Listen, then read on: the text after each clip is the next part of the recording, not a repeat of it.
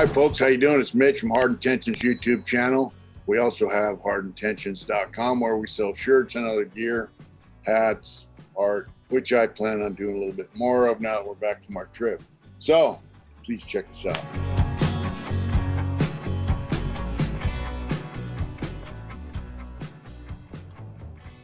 You know, guys know him straight up will say at least one of them for sure is a super tough guy, whether you like him or not. Anyway, this guy's a big shot. I saw him on live with Lucy Liu on CNN. They did a big thing about this motorcycle club. So, you know, he was out there in the public eye. They fought the federal government for control of their patch. The last international, excuse me, I got a cold and we're in Lake Havasu. I'm still kicking it. The last international president they had, went by the name of Doc. I guess he's in federal prison. He did some bad stuff. You know, I don't know the details. I just know that he's not very well spoken of. Anyway, this guy's old lady posted a video supposedly of him saying, you know, hey, you know, this federal agent's gonna retire, he can't protect us anymore, and so on and so forth.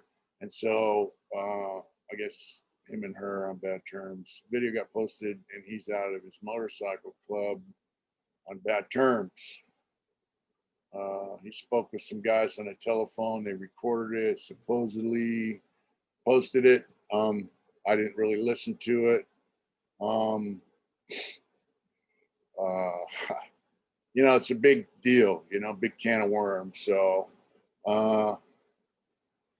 you know, here's the deal. I've spoken of guys. Now, I don't know this guy's situation. I don't know if he lives beyond his means. I don't know if he has like big time expensive cars. I don't know if he lives in an apartment, you know, like in an area where Outlaw Motorcycle Club members normally wouldn't live. So I don't know if he's living beyond his means. I don't know if he's balling out of control, high siding with it, or if he's just a regular dude, you know. I don't know what kind of jobs he's ever had, whatever. I don't know. But I do know that I've seen guys in the past in different organizations, you know, like balling out of control, like they had a license to do it. I've spoken on that in the past. Being that I have a history with guys that are in outlaw motorcycle clubs. I do know several of them from prison that I'm on good terms with and from different clubs. So, you know, I just want to say I'm a motorcycle rider. I love motorcycles. I just sold my Dynas, you know. I'm making payments for life for my new bike, Indian. I love to ride. I love the guys that ride in clubs. And so let me clarify, you know, like especially if you're a young guy, which there are a lot of young guys getting in clubs now. You see a lot of graybeards as well. Guys have been around forever. Hats off to you guys. Have been riding in them clubs for 30, 40 years or more. And hats off to you for bringing in youngsters. So I just want to say, and that's for all you guys out there riding, so I want to say, like, if you're a youngster, you're impressed by a motorcycle club, you want to join a motorcycle club. Look, words mean things. It's not the Sons of Anarchy. It doesn't mean the murder crew, you know, MC. It means motorcycle club. Okay. I'm sure some of the older guys are sick and tired of the heat they acquired over the years for things they probably weren't doing. You know, a lot of them got harassed, RICO acted, and got dropped. Some of them got put in prison on bullshit evidence and lying ass rats and all that kind of stuff. That was in the past. The feds still watch these guys, just based on past history with some guys that did things on their own, whatever. So they are motorcycle clubs. If you're looking for to join a motorcycle club, do it for the right reasons, for the camaraderie, the brotherhood, and the motorcycles. Dude, I heard some comments one time from someone in another state that rides choppers about California bikers. They like Dixon flannels, Van shoes, full face helmets, T-bars, T-Sport fairings, etc. You know, Thunderheaders. You know, they describe the type of bike that developed in California. They call it a club style bike for a reason. These guys ride between 80 and 100 miles an hour or more for hundreds of miles in all types of weather. They might ride from one end of California to another just to go see somebody for a party. You know, they might ride to Montana to hook up with some friends. Who knows? Might go to New York for a funeral. I mean, that's what they do. It's a motorcycle club. Just remember that. It's not a fucking gang. It's not my homies are tougher than your homies. It's not, you know, this is my neighborhood. I'm protecting it. Whatever. I'm not, it's not like, hey, I'm in the mafia, you know, whatever. There are rough and tumble guys that stand up under any situation. They're, you know, they're stand-up men, and that there's nothing wrong with that. But they're in that motorcycle club because they love motorcycles, camaraderie, and brotherhood. And so that's all I'm saying to the younger guys. You know, like if you're gonna join a motorcycle club, do it for the right reasons. Do it for the bikes, the things I just mentioned. And I don't care what club you're joining. Do it for the right reasons. Just know that when you're in that club, you know, you got guys around you 99% of the time or more that will go to the wall with you. You know, they'll go to the end with you, especially if you're a stand-up solid dude. But the bottom line is it's a motorcycle club. It's all about motorcycles. Now, when you look at guys like, you know, this situation occurred, people are saying this guy's no good or whatever. I just want to harken back to, you know, my experience in prison. Prior to me coming to prison, there were a couple of guys out of San Quentin that were big shots in this supposedly in prison gang. They were the first guys to debrief big time. That, you know, they built a special, excuse me, man, when I get a cold as hell, I get out of. They built a special spot for them in Tehachapi called Super Block just for them. You know, prior to them dropping out, dude, they were having guys murdered. They were controlling the drug scene, supposedly. You know, there was a bloodbath on the yard. They had to hose down with fire hose. That's a true story. So, but them dudes are at the top of their game for the place they were, right? And they ended up going out sideways. They took a lot of guys with them. And then when they quit, I came to prison right after that. And there was a wave of guys quitting because they had Chino East, the White Elephant was a PC yard, and they were sending them dudes over there. And these are dudes that killed people. These are dudes that were at the top of their game. But for some reason, felt like they were in the hat, or they felt like, you know, I want to quit for whatever reason. A lot of them told, you don't go to PC yard without telling. You don't go from being a predator to being on a yard with the prey, you know, without giving it up, turning yourself into prey. So there's that. I do have a homeboy, rest in peace, Danny Dog.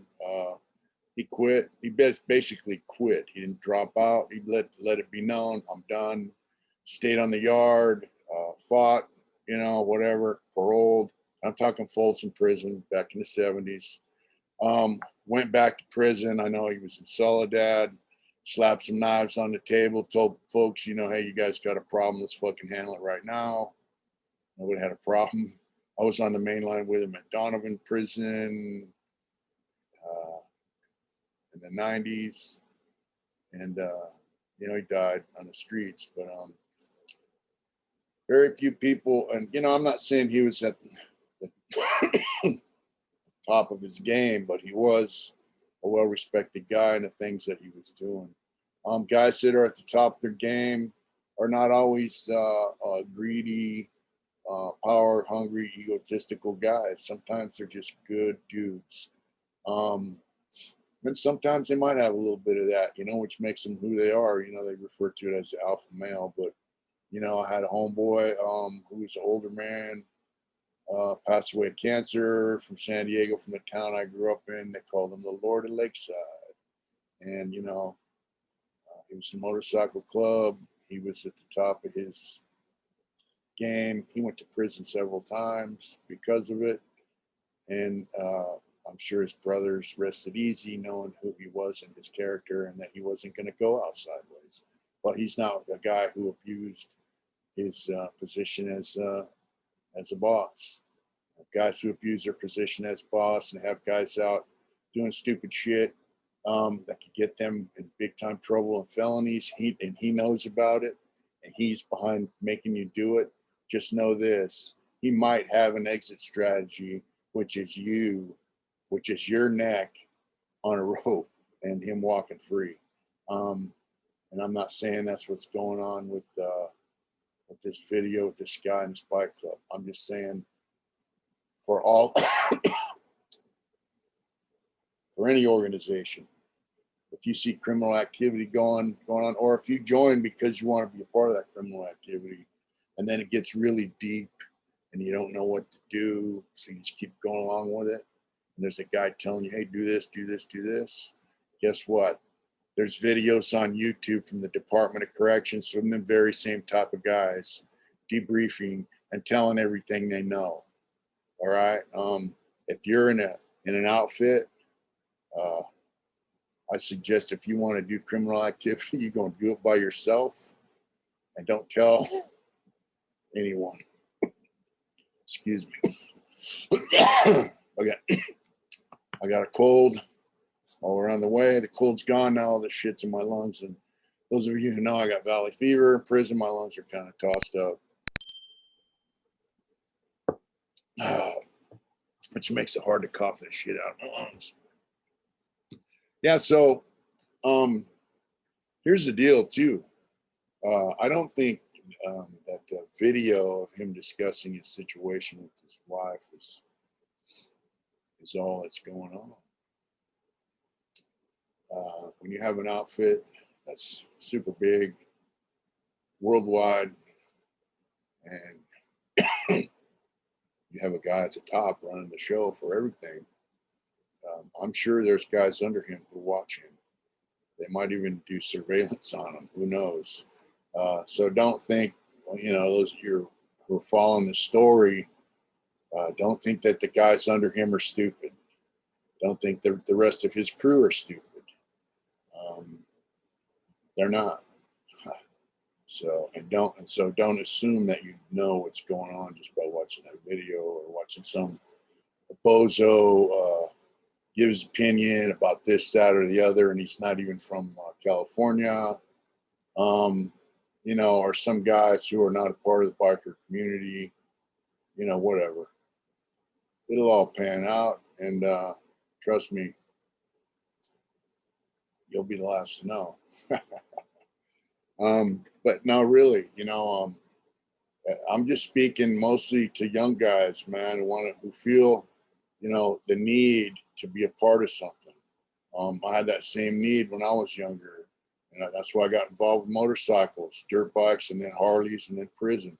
Is because guys involved with that lifestyle treated me and my other friends that were in the same situation, you know, latchkey kids running around the neighborhood and Lakeside and El Cajon and Santee and, you know, doing stupid shit. Them dudes gave us respect. We weren't just little kids in the neighborhood. We were, hey, little brother, all that kind of shit, you know. It was cool. It was cool to be recognized, you know. But guys never spoke about criminal activity around me, and as far as I know, a lot of them weren't involved with criminal activity. I'm sure there might have been some that were, but the bottom line is, if you're in that spot and you're craving that attention and you want to hook up with something where you feel camaraderie, you know, brotherhood, whatever, if it's not a bike club, if it's a street gang, neighborhood gang, prison gang, whatever, just know this, man. Once you sign up, you earn your patch or your letters or whatever it is you get. you know, you may be putting yourself at risk, and there may be guys around putting you at risk for their own gain. And once they get under law enforcement's radar, it's not long before they fall down and go boom, boom, boom. And some of them don't want to take the fall. Some of them will tell on you. And they will sell you out for all the things that they had you do. Just remember that. You know, there's a little bit of truth in all these fake ass scenarios and, you know, blood in, blood out, American Me, Sons of Anarchy, Mayans. I mean, especially those two things. I mean, motorcycle shit, they're a little outlandish. Going in a farm workers field and killing 40, 50 guys and burying them by nightfall, and then down at the bar drinking beer like nothing ever. I've never seen no shit like that.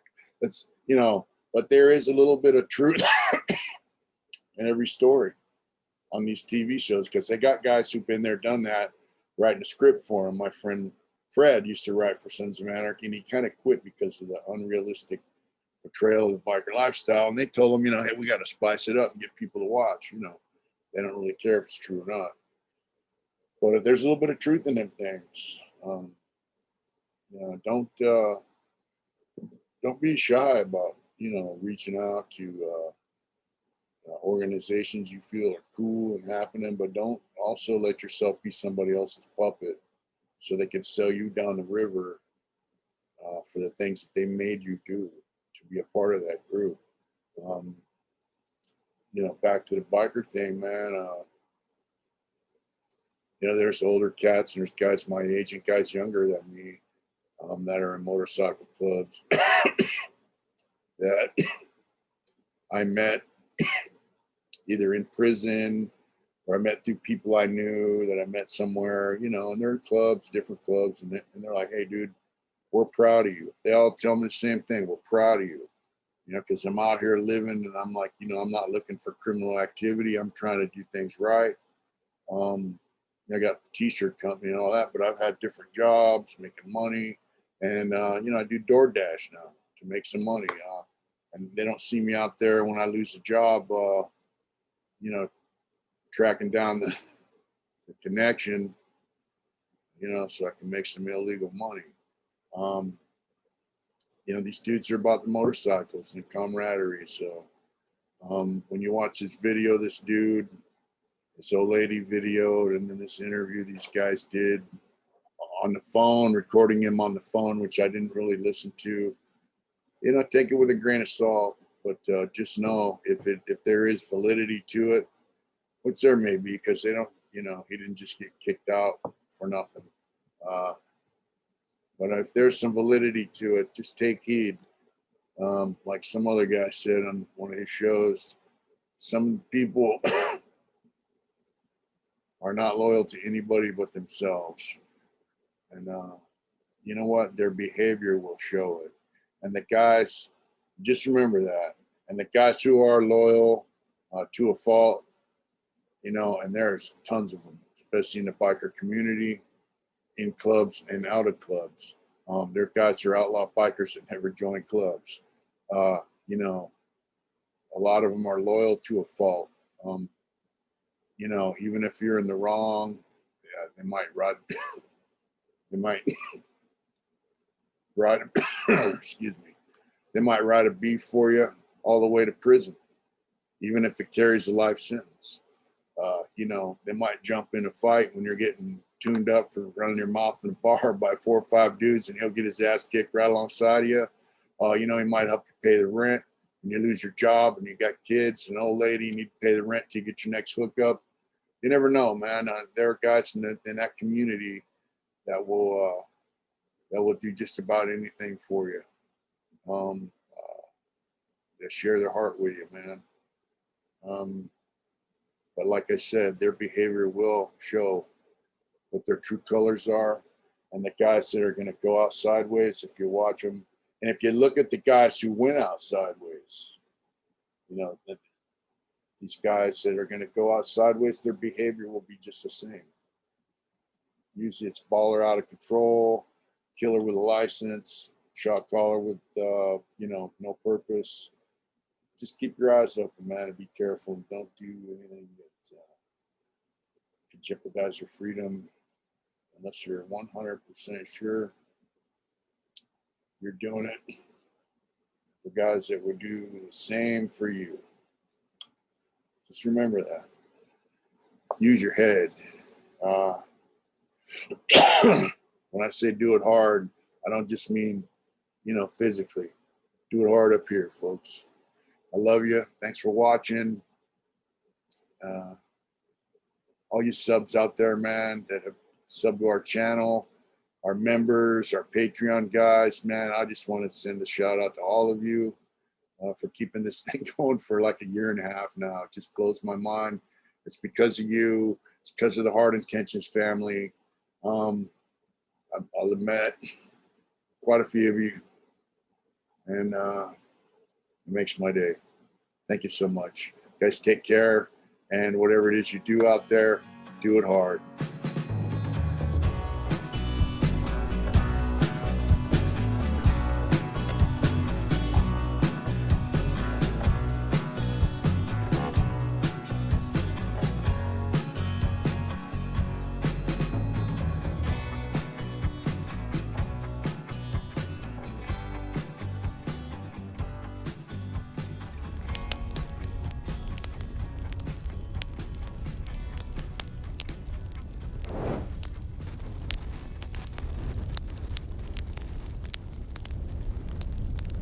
Whatever you do, remember, do it hard.